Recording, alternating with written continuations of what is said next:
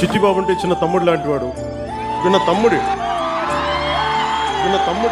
బాబాయ్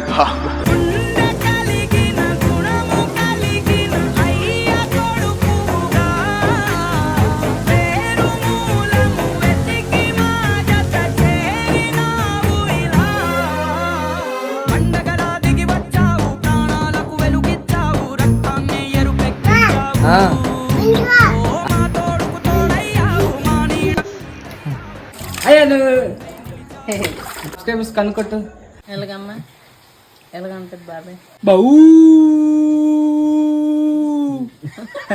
వినాయకుడు దండం పెట్టమ్మా. బాగా చదువు వచ్చినట్లుగా చెప్పు తల్లి. బుజ్జి